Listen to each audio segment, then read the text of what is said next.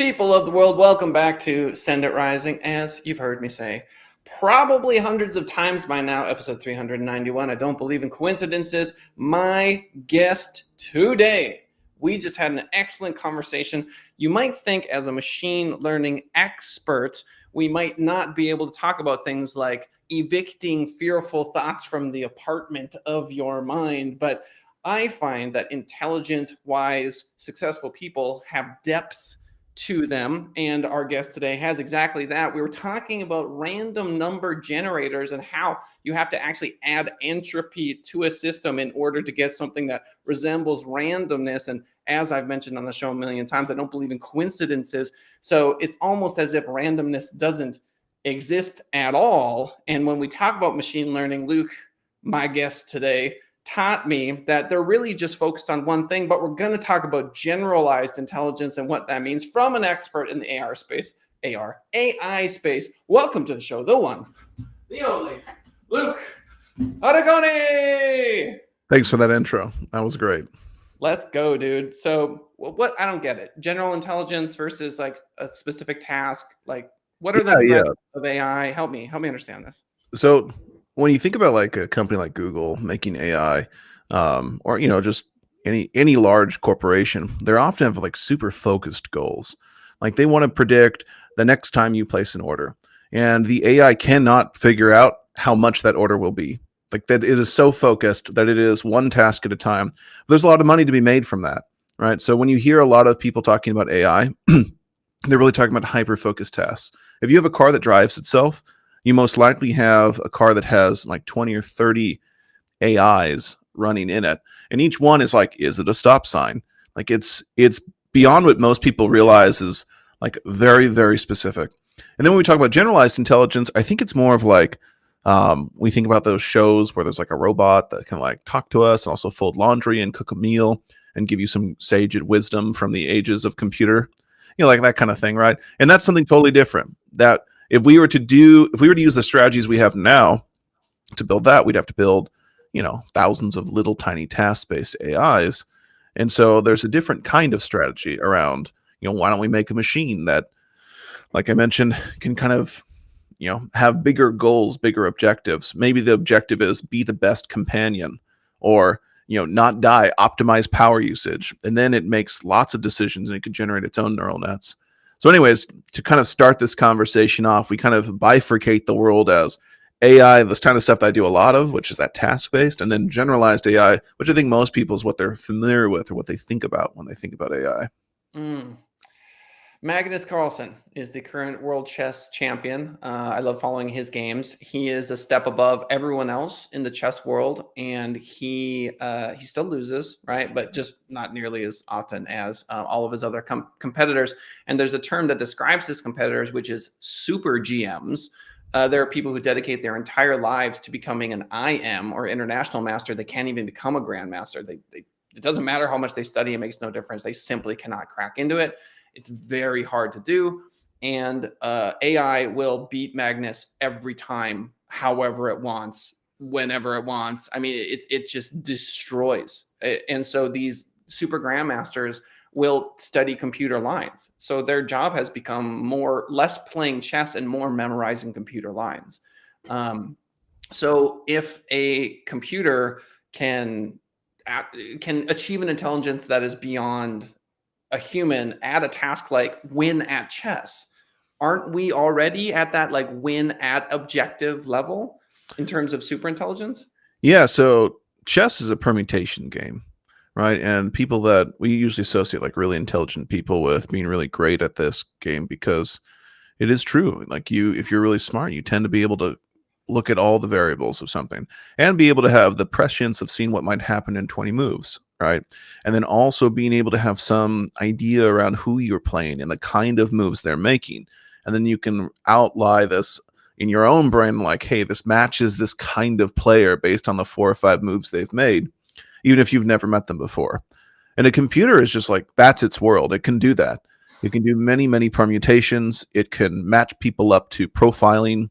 It can take up those kinds of strategies, but that same exact AI would fail at doing the world's most basic tax return. So when we think about intelligence, we have to really uh, characterize this correctly, right?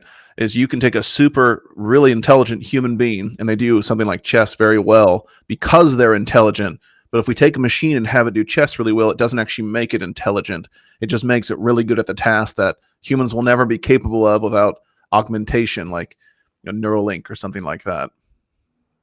Yeah. So what I see is a conglomeration of tasks that we could just put in this quotes of computer intelligence.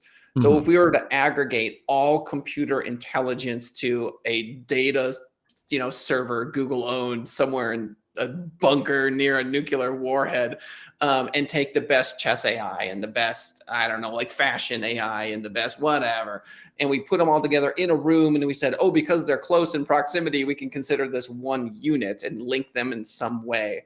Are we building a brain at this point? Well, I mean, Tesla did that. They put it in a car, right? They Yeah. put 20 or 30 different AIs in a car and they're like, now it self drives. Is it self driving or is it determining the best neural net for the exact task in front of it? Right? Mm. Is the whole greater than the sum of its parts, right? Are we building a brain if we say all that? In my mind, if someone gave me the real task, like, Luke, we'll pay you to figure this out, I would imagine that there would be one neural net that sits on top of all of these others. And it's basically the decision maker. And for us, it's the little narrator in our heads, right? And Mm. I think that unless you build that net, which has no purpose except to coordinate other nets, right? Like it by itself has no value. I don't think you'll ever really be able to achieve that concept around general intelligence. And then there's a whole other idea, right? Which is I am making decisions about intelligence in general based on my own understanding of intelligence. Like we Right. should build a little narrator in our brain, right? But maybe there's an alien species somewhere that it doesn't have that narrator. They have a different kind of coordinator, right? And I wouldn't even be able to understand what that coordinator is, right? So I will in a very biblical way make a machine in my own image, right? And maybe an alien would make I say alien, just another somewhere else in the universe would make a intelligence in their own image. And I'm not sure if we'd be capable of doing anything other than that. Oh, so good. I actually on TikTok recently, because I was under the assumption that all people had an inner voice that they hear, and they don't. There's a certain population of human beings. They're like, huh? Like an inner voice, like Oh, that really? talks? What? They're like, huh? That's what? They're like, and then the people be like, what? And they're always very shocked that some people don't have this. Like you're shocked right now, and I was shocked too. Yeah. Um, so apparently all people don't have that. And then the question they'll ask them is like, well, what do you hear when you read? You don't hear like a voice. There's nothing there. And they're like, no, I just like understand what the word means. I don't hear anything. Or Um, make cognitive decisions. Like, how do you do planning? For I me, have planning no idea. is a pretty reflective experience, even if it's something trivial. Like I had to plan today out, right? I have to take my kid to the doctor later, right? And so like there's this whole planning that has to go into that, right? And I'm sitting down, kind of like talking to myself. How do people do that? I have absolutely no And idea. by the way, I don't in any way mean to diminish anyone. They must have other strategies. I'd love to hear how other Yeah, people dive figure in, that man. stuff, Dive right? in. Because when I hear that, I think because I am constantly talking to myself. And if you are like, if like, let's say we're hanging out for an extended period of time, even going golfing or whatever, you will see me with my head down, like my lips, like I'm literally in Yeah, this conversation, like Kellen, you there, bud? Like, no, I was just talking to myself, which I do it. I just it's incessant. And so, yeah, for me to empathize, have compassion for, and understand what it's like not to do that is just so out of the context of my experience. I agree. Yeah, I agree. So yeah. So anyway, a neural net, right? That I don't know brings these things together. Um, let's go. Let's gonna go kind of far out for a second because I'm curious if you can make a connection for me.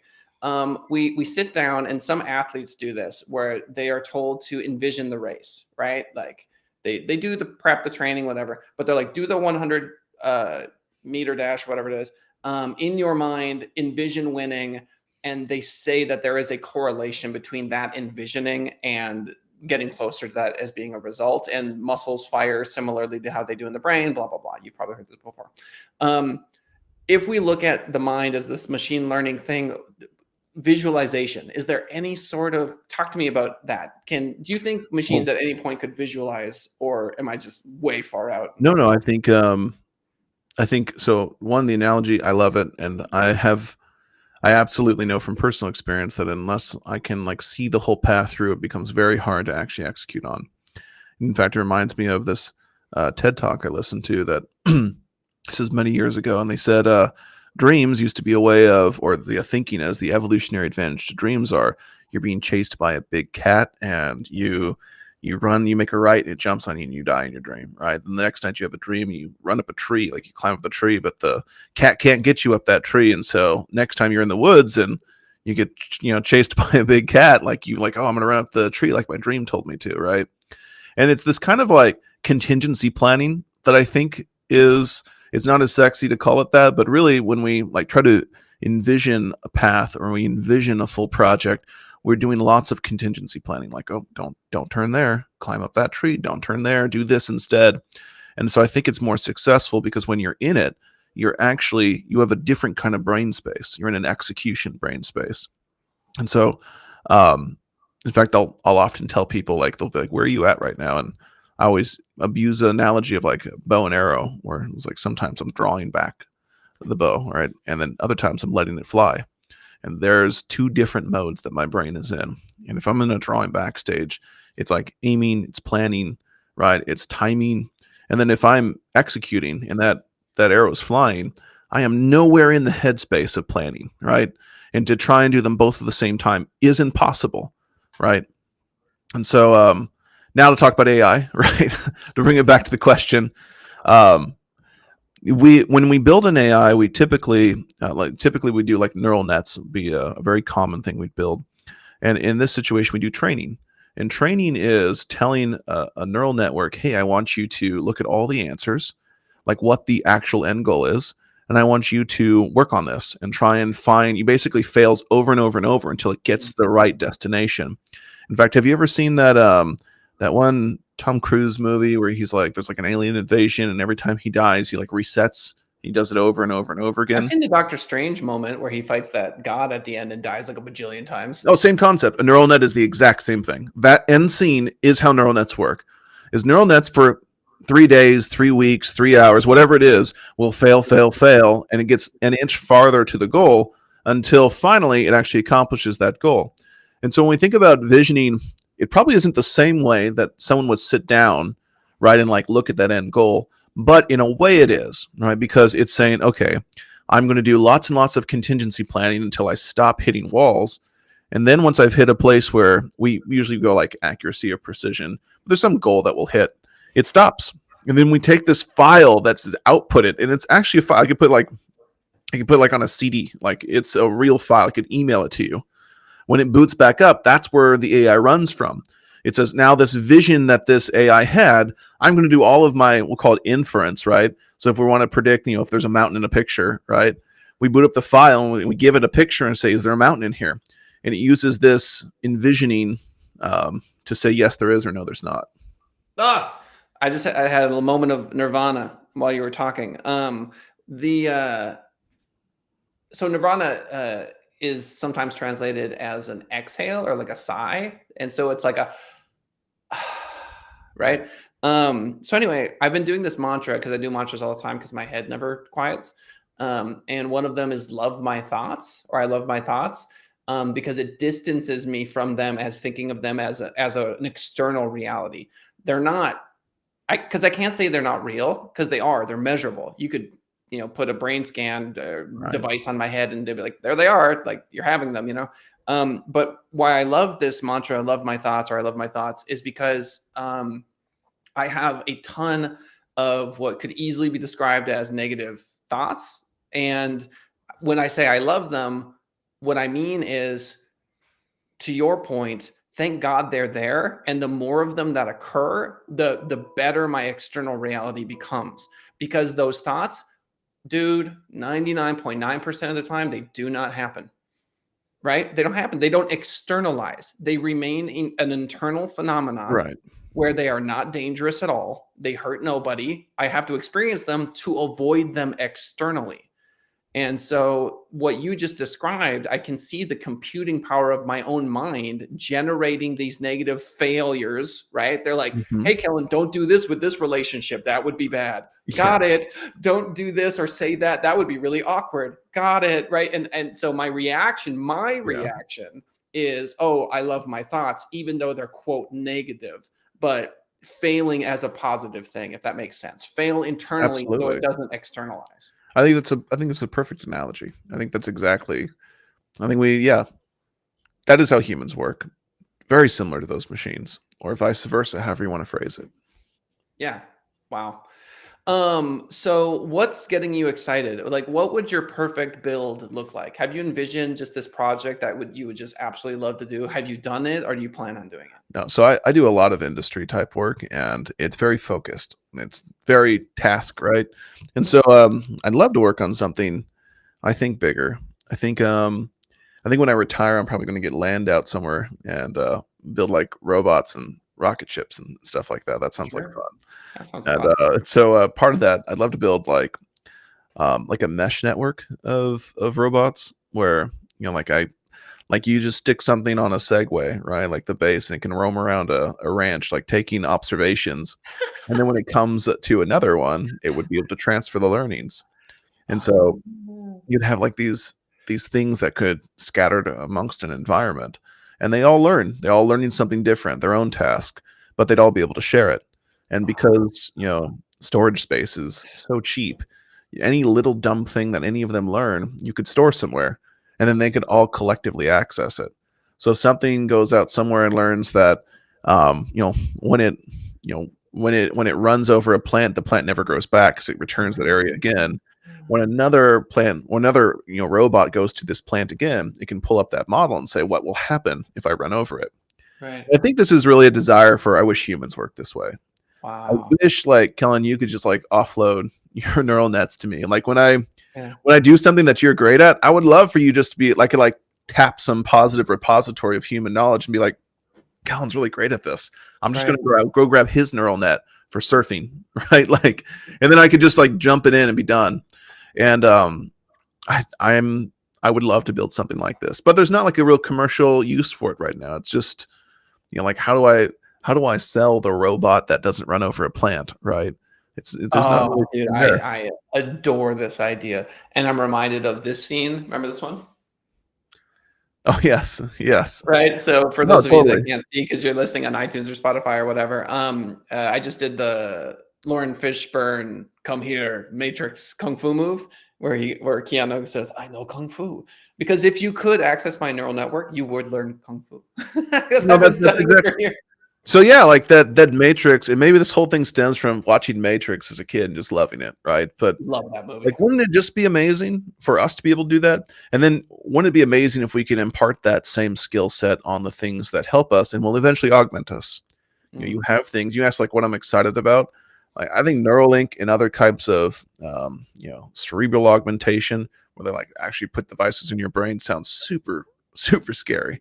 But I mm, think that is the future of our species. Is we actually don't become owned by AI, and we don't own AI. There's a mesh, and there will be a meshing between people and machines because the value is really there. Like for people that are like, oh, there's no way I would ever do that. What if I told you your job would be like 10 times easier?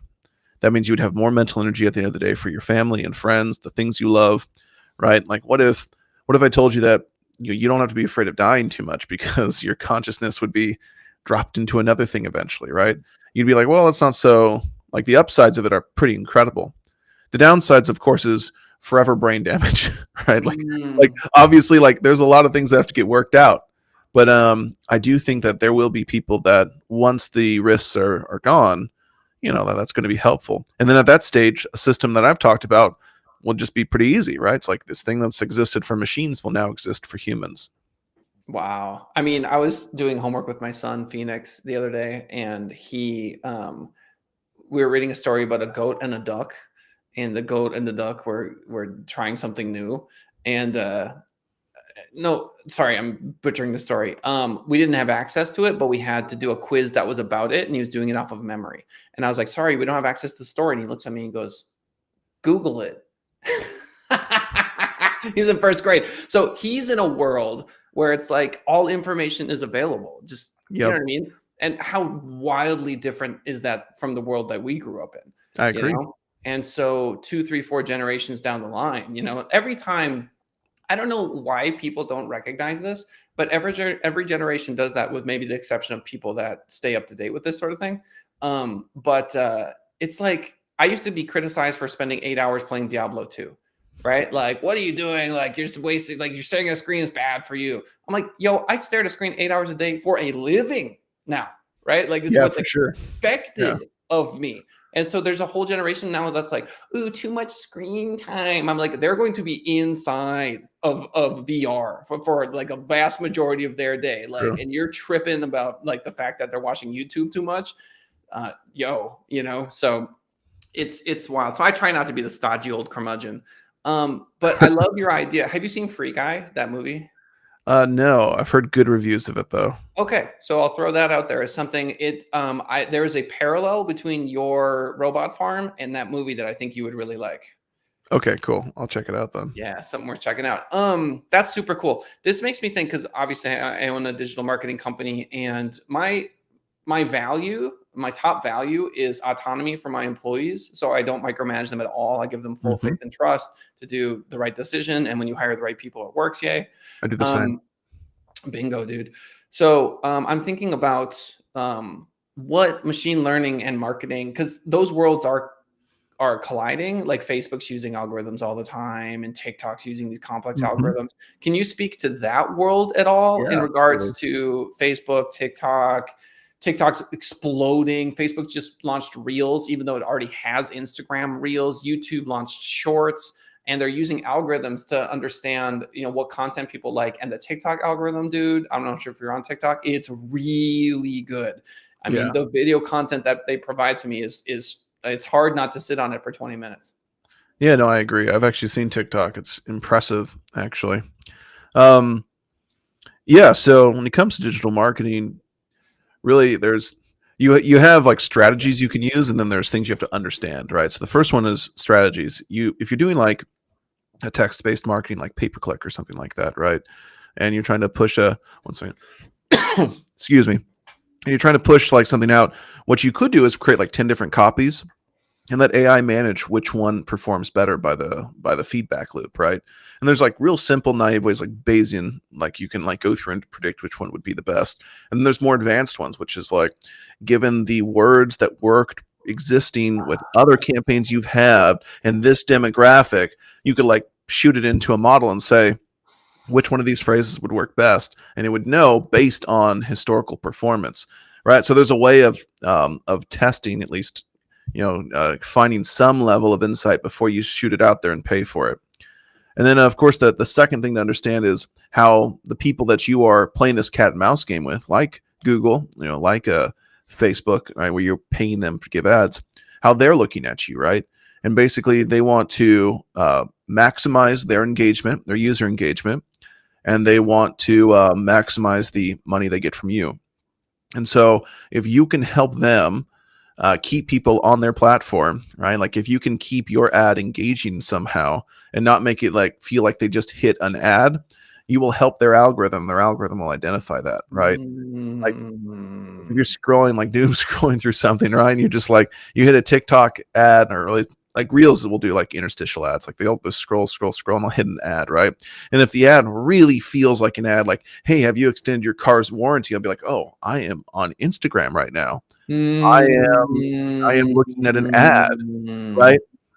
And TikTok does this great thing where they will hide the sponsored ad thing until you're like 3 or 4 seconds in, and then it like pops up in the bottom corner. Because you might have like I'm just scrolling through TikTok, and then here's a TikTok thing I want. And then at some point you may register that it's a paid thing when you look at it, but you don't really care. You still feel like you're in TikTok. So I would say whatever platform you want to target for, understand the algorithm, understand how people use it, and make sure your ad matches that so they don't feel like they've left the platform to look at whatever you're trying to sell them. Oh, it's like the chameleon, the camouflage. You That's want to it. camouflage the fact that you're paying for it. Yeah, exactly. You don't want them to feel like they've taken a break from their scrolling to view your ad. You kind of want them to feel like your ad is just belongs in their feed. Yeah. It's like it's capitalism ninjutsu. You can sneak in there somehow. Throw a shuriken. Hey, That's hey. it. That's it. Yeah. And maybe I'm selling people on basically the cancerous form of advertising. And I apologize if I'm giving anyone terrible ideas. No, I mean, I had a reckoning, because like I technically am like an ad man, right? You could think of me as that, right? Mhm. And when I first got into this, I couldn't help but remember a Bill Hicks quote. Or it's a joke. I don't know. Do you know Bill Hicks? You ever heard of this comedian? Yeah. Mhm. Yeah, I love him. Anyway, he's like, anyone here in advertising? And he's like, okay, this isn't a joke. There's no punchline. Kill yourself. Yeah. End your life. You are worthless garbage. End of story. And I agreed with him because what he was referring to was tobacco company ad or selling sugary drinks. He wasn't talking about the local plumber putting something in yellow pages, right? Right. And that took me a long time to kind of get over and understand because I don't work for Coke. I don't work for Marlboro. I work for, electrician and, this attorney and, these like local people who's, Right. are When trying the to feed their water bursts families. in my pipe in my garage because it's too cold, I have to pick someone, and advertising is helping you find your client, right? Yeah. It's not about like, someone, selling them hey, why don't you replace the pipe that's perfectly good in your garage? It's like, no, and like it's about making sure they know about your client when the time comes and they actually call them. Yeah. So it's like, I had that sort of moment. And SEO to me was always the most ethical version of that. It's you're looking for it, I'm giving it to you. Right. That's so Yeah. different than you should smoke because you're cool. You know what I mean? Right. Like totally different vibes. And so yeah, that's how I got into this and kind of started wrapping my head around it. And now I'm starting to see the connection between like the TikTok algorithm and the Google algorithm, which I've been studying for years and years and years and years to try to figure out like what works and time on site, return visitation, um, Mm-hmm. those sorts of things are like those worlds are merging. Like the algorithms I see in the way TikTok judges users and the way I now understand Google's judging them is quite similar. Even though back in the day, Google's all like, it's the links and the backlinks, but that's like No, 10 that's years ancient outdated. history. Yeah. When people are talking about SEO and they're saying we're gonna put really great keywords in your metadata and do backlinks, it's like that worked really well a decade ago. That's right. Yeah. I used to be Yeah. good at SEO before it actually became hard. Dude, we are literally doing social media training as an SEO offering. I mean, it's the same thing, right? It's like people now will search for what they're looking for through social media. That too. I mean, you want to talk about machine learning signals, though. It's like if the Instagram has like 20,000 followers and they're getting like 70 views to the website from Instagram, you don't think Google Analytics is picking up on that, measuring all the time, the fact that they're getting people from that, looking at the links Yep. from Instagram, from TikTok, blah, blah, blah. So yeah, like personal injury attorney client of ours, Marcus, he had a post go viral because one of my employees sat down with him and taught him how to do it. Getting them to produce content, that's wild. Um, Unfortunately, we're running out of time. So I know you're not here to pitch anything, nor do I expect you to or want you to. But in the event that someone's listening to this and they like you and they want to talk to you for whatever reason, maybe it's because they think you have an excellent sort of idea about what their next dog should be. Using machine learning, they could create an algorithm that is going to tell them they should not get a chihuahua. I don't know. How might they reach out to you? LinkedIn is a great platform for that. So you can just look me up on LinkedIn. I'll be most likely be the top result. You can put my name into Google. You can go to my site, ericore.com, reach out that way. We try to serve enterprise-sized clients on any kind of machine learning endeavors they have. But if anyone has any ideas or just wants to reach out, wants to chat, I have an open door policy. Go ahead and shoot me your questions. Beautiful. That's Luke, Luke, Arrigoni, Arrigoni. What's the website again? Arricore. That's ARRICOR.com. Arricore.com. Ladies and gentlemen, youtube.com/Send It Rising. If you're listening to this after the fact on iTunes or Spotify, like many of the folks that listen to this, please do swing by youtube.com/Send It Rising. Check me out on TikTok, tiktok.com/Send It Rising for some barefoot longboarding social media news. You know you want to. Thank you so much to our guest today, Luke Arrigoni, for absolutely killing it. What a fun conversation. I hope you come back to the show sometime. We'd love to have you back. Why don't you leave the folks with one final word of wisdom? Luke, what do you think? All right, yeah. If you have to do something big, cut it into a bunch of little pieces and put it on your calendar. Easiest corporate advice I could give anyone, but honestly, it works if you're trying to paint something or you're trying to like do a project at work. I'm ridiculous. I can't plan anything too long, so I do like 10-minute chunks on my calendar. Dude, I love that. I love that. That's so good. Write book. Put it in your calendar. That's what you got to do. Write book. Sentence 1. Anyway, I got nothing that wise to tell anyone. I hope everyone, wish everyone the best of luck on their journeys. Dude, I think that's pretty wise. It's just like every 10 minutes, do push-ups. All right. Thank you, Luke. Yep. Bye, Take everybody. care. Bye.